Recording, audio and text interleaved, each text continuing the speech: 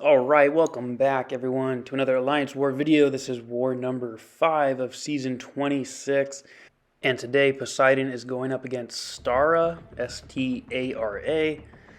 So we're going to check out the Alliance. They're a Platinum 1 Alliance. Alliance Prestige is above ours. So we were expecting a good matchup. Again, this is going to be a very close, very competitive war. And that's what we like. So let's go ahead and check out the path. We're going to scout a slightly different path today. We're going to go path 4 actually in section 1. So we just have that long shot. And that's a pretty easy fight. It's a pretty easy path. And then we're going to do something different. We're going to go over here to path 8. And we are going to take that Mole Man fight, followed by the Aegon and the Venom on that path. So that's new for me. I don't think I've ever taken a path 8 fight before. So I'm really excited to do that. See the Apocalypse boss, MODOK, Sasquatch, Dragon Man, Vision Arcus. Pretty good stuff. Pretty standard placement again, I'd say. So let's go ahead and select our team. And today we are going to be bringing in a fairly familiar team, Dr. Doom. He's made several appearances this season. We're going to keep Human Torch again. And we're going to bring in Archangel, and I think this is his first time being brought into war this season, I believe. So, pretty cool team. I like most of these champions. Archangel, very fun to play, obviously, so versatile. So let's go ahead and start in on path 4. Like I said, this long shot is a pretty simple fight. The node is very, very straightforward. The node actually heals you as long as you have willpower on. If you stay close to him, you gain these, weakness debuffs. Yeah, and so while you're close to him, you gain these debuffs, and they reduce your attack, I believe, but they also heal you as long as you have the willpower mastery. So he's a 6-star at rank 3. He's a beefy dude, but again, because of the node, it really doesn't make this fight complicated. It's basically a straight-up duel. You just fight him the way you would fight any long shot with Human Torch, which is to get your temperature up, build your smolders, medium, light, mediums, bait the special 1, and you're pretty much good to go. So we're going to go ahead and try to bait out a special 1 here. He throws it. We're still at a full yellow bar of health because of that debuff on us, pretty much. So yeah, we're just absolutely melting this dude away. Throws another special 1. We didn't flame on. We didn't use our pre-fight here because we obviously didn't need it. And we do finish the fight at a full yellow bar of health. Totally straightforward. Very simple fight. Full attack bonus, and we get him down 17 hits. And that was our only fight in section 1.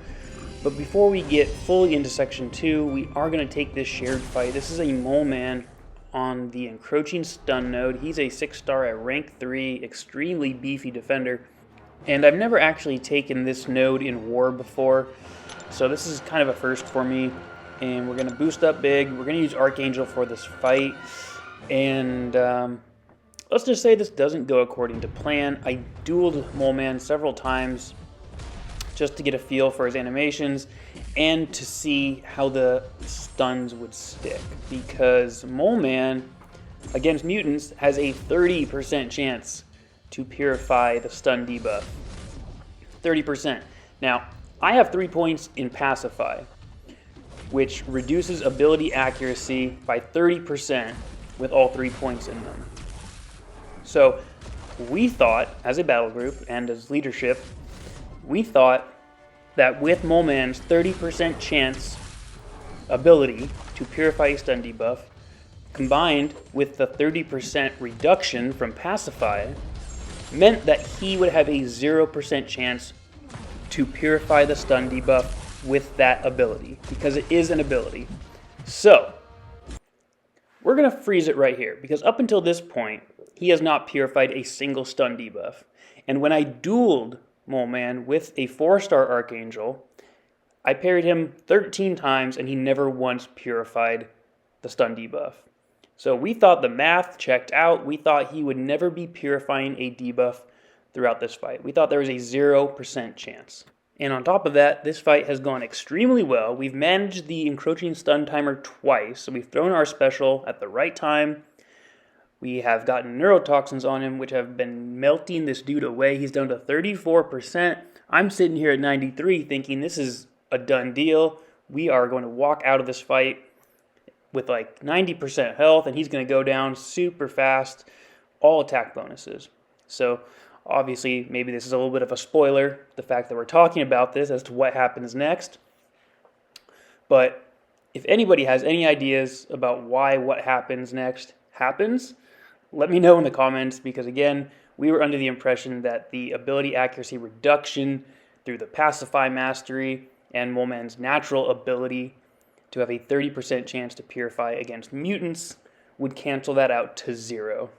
And apparently, that's not really how this works out. Apparently, Kabam, their logic, operates a little differently. So let's go ahead and resume. He purifies, that's done. And then he purifies another one, back to back. You catch a special to the face. That stun right there stuck. And he did not purify it all of a sudden. So, maybe we just got really unlucky twice in a row, and he purified 2 stuns. I have no idea. Whatever, that is a death. So, we mentioned in our last video that we had a deathless streak going this season, and we hope we didn't jinx it. Apparently we did. What we needed to do was have the White Magneto guidance pre-fight placed there so that he couldn't shrug the passive stun. A little bit of a mistake on our part, but yeah, that's a tough death, and one that really could have been avoided, I think. So let's move on to Path 8, where we got this Aegon on Redoubled Determination and Buff Imbalance. And this is a pretty straightforward path. This is a pretty straightforward fight. Dr. Doom, such a safe, secure champion to use in Alliance War. Really no concern. So we're just going to go ahead and smack this Aegon around a little bit. We're going to stagger him. We're going to heavy. He's still gaining Fury buffs because he gains 1 every time I hit him. And our special 1 right here did not nullify any of the Furies, which I still don't quite understand. I thought Dr. Doom's special 1 nullified a buff for every hit, but it's not nullifying Aegon's Furies, and I don't know if that's an ability of Aegon or if something was just going wrong here, or if it's part of the node. Like I said, I haven't taken Path 8 before, so maybe there's something I'm missing here. Either way, he's keeping those Fury buffs, and we've got all these weakness debuffs on us, and they're removed whenever we throw a special. So we're going to throw our special 3 here, and this is going to do a decent amount of damage, but this is just kind of a weird fight. Again, very unfamiliar with the path, with the nodes, so I didn't really get into a full Doom cycle here because I wasn't able to give him 3 bars of power coming out of the special, but we're still doing enough damage where we don't really have to worry. I mean, he's already down to like 33% health and been a little over a minute, so we're just going to recycle some special 1s here. And again, we're still not nullifying those Furies with the special 1. I don't quite understand why not. Maybe that's part of the weakness debuffs I'm getting. I don't really know. I'd have to go back and reread. Either way, again, really not a big deal. The special 1 is still power draining him, so we're keeping his power in check, and we're just going to chuck off a special 2 here to nuke him down. The incinerates aren't even needed, so we take him down. Pretty simple, pretty straightforward fight. Not very exciting, but the full attack bonus is nice, and obviously coming off of that Mole Man death, we really did not want to die again this war, so pretty straightforward. And we're going to move up to take this Venom here, and I was a little late coming in to the end of this war because it was Sunday and it was Mother's Day. It was, we were doing some things with my mom, me, and my brother, so wasn't able to do anything till later. But this is the Buff and Balance weakness and Rich Get Richer node. And we're going to start with a Power Start 1 boost on Dr. Doom. And that's basically just to make sure we can nullify his buffs right away at the beginning of the fight so that he won't keep gaining power. And then basically just keep those buffs off of him throughout the fight to make sure that he's not power gaining too crazy. So we're going to go ahead and throw that special 1 here, and boom, there goes almost all of his buffs. He's got 1 left, but we've got another special 1 ready to go. And there we go. So now we're just basically going to be recycling these. I probably could have gotten into a Doom cycle here if I really wanted to, but it just felt like throwing the special 1s and keeping his power in check and keeping his buffs away was the safer plan here. Again, just because I'm not really familiar with this path, I'm not really familiar how exactly the node interacts with Venom and his buffs and whatnot. I just really did not want him shooting up with his power gain. So the safe thing to do is keep that power in check and not deal the most damage, but it keeps the fight like totally in hand. And he's already down to half health here. It's been about a minute. We're feeling pretty good. I'm gonna make a mistake in this fight at some point, I think towards the end here, but again, Dr. Doom, so safe, really not a big deal. We're gonna want him only throwing special 1s. His special 2 can hit really hard, and it's kind of difficult to evade sometimes, so we want to keep him with 1 bar of power only, and if he throws that special 1, that's fine with me. It really does not do that much damage. And we're almost done here. He's down to like 15%. We're pretty much going to wrap it up here in just a second. Another special 1. Keep his power in check, and right here, there's the mistake. I was blocking, and it just, I don't know, seemed like it let off all of a sudden. And he actually got 2 bars of power, so we're just going to block that special 2. That's fine. We don't need Doom again this war, so we don't care if we take a little bit of health loss. What we do care about is that full attack bonus, and we get him down in a little over 100 hits, so kind of a long fight, but ultimately very simple.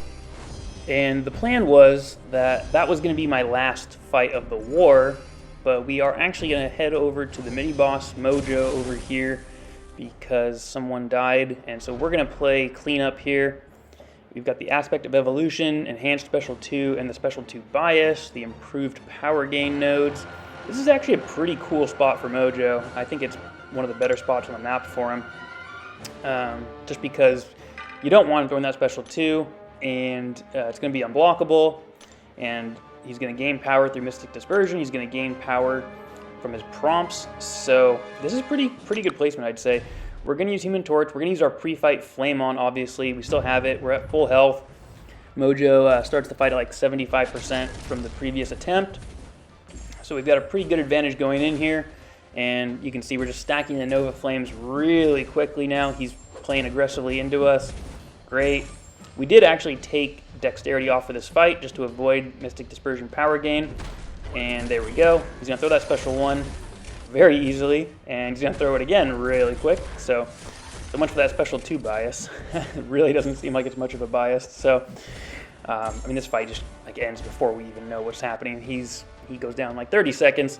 Such a straightforward fight. We were pretty heavily boosted, obviously. We didn't want to die again. But very straightforward fight. Human Torch absolutely melted him in 22 hits. Super straightforward. And that is going to end our war. But we are going to have a really cool boss attempt here from Andrew, and he's going to use Ghost, and this is a really intense fight, honestly. This is crazy close. So let's go ahead and check out this fight and see how he does. He is running suicides, you'll notice, so he had that Fury at the beginning of the fight, so Ghost is going to be hitting even harder than Ghost usually does, and the Hazard Shift, Poison, Incinerate Link node is still up as well, so he's going to be gaining Furies constantly by purifying those debuffs throughout the fight. And he gets tagged right off the bat with that heavy. And I mean, I was nervous for him after that. After seeing that, I was like, oh my god, this is going to be a tough fight. That's how it's going to go. And you can also see that he's going to be triggering the protection like crazy because of those suicide masteries. He's hitting so hard once he gets those Furies. And what's even worse is that Apocalypse is playing super passively at the beginning. He's just not attacking into his phase, like hardly at all. He's backing off, he's being very passive. Like I said, the protection is on him like constantly throughout this fight. And he's backed up against a wall pretty early. He's got that special 3 just in case he gets too backed up, I'm guessing. And he's going to throw it right here. But you'll take a look at the health bars, and they're pretty close at this point. I mean, this is a fairly even health battle so far. And I'm pretty sure his Ghost is at rank 3, and this is a rank 3 Apocalypse, 6-star obviously as well. Finally, Apocalypse gets kind of aggressive there and starts hitting into him, but can't phase the entire special 1. Throwing his special again right here. Nice. Into the block. Just taking that block chip damage. That's where all the damage comes from with Apocalypse in these boss fights. It's just so much chip damage on the blocks. It's absolutely crazy. Even if you don't get hit, you're still taking a ton of damage, and it's just a total health bar race here. So we are almost 2 minutes into this fight. It doesn't feel like it, but it has gone by extremely quick. And this dude still has a ton of health on him, and he's still being super passive. And so this fight, I mean, if you just do the math on the timer here, he is going to be cutting it really close. And if he keeps triggering this protection, and if he stacks up multiple stacks of protection, that's just going to make it go even slower. So I was worried for him. And again, the health bar race, I think he's actually losing it at this point. Maybe he's a little ahead. It's close. I don't know. It's really, really close. But, I mean, this is just a straight-up nerve-wracking fight. And this war was so close. Our opponents played really well. We died, obviously, that Mole Man, and we died a few other places as well with that Mojo mini-boss that I helped clean up. So Battle Group 3 definitely had our share of death this war that were making this much closer than it needed to be. So this solo here on this boss is really, really important, and Andrew and everyone else I think knew that. So yeah, this is big time right here. This is like the difference between a win and a loss potentially. So there's a lot riding on this boss fight, and he's handling it well, even though this Apocalypse is being super passive and just not cooperating at all. The timing has just not worked out on his phases. He's taking a ton of block damage. He's backed up against the wall again.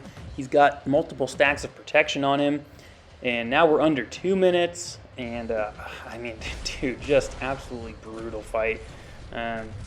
He's able to phase that whole special one. That was huge. That definitely eliminated a ton of potential block damage. But again, this Apocalypse is just not playing ball. Just not playing into his phase. And the phase is passing without any hits going into him. He can't counter it. This is just rough, dude. And we are coming up on a minute here. And the damage he's been able to inflict in the last minute and a half has been very minimal. And his health bar is getting down there. So this is a ton of pressure in the last minute of this fight. He's got to avoid losing too much more health.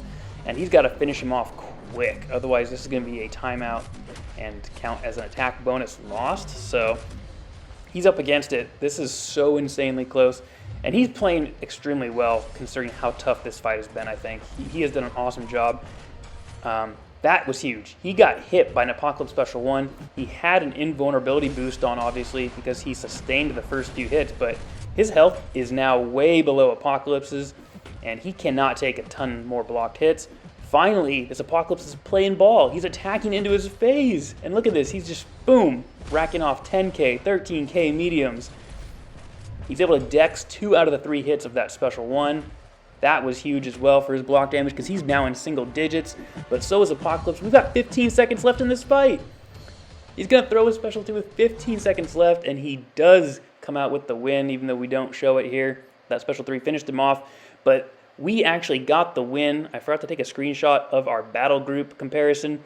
I think we did win our battle group, though. So that was big. But the team win here was a difference of 1 defender kill.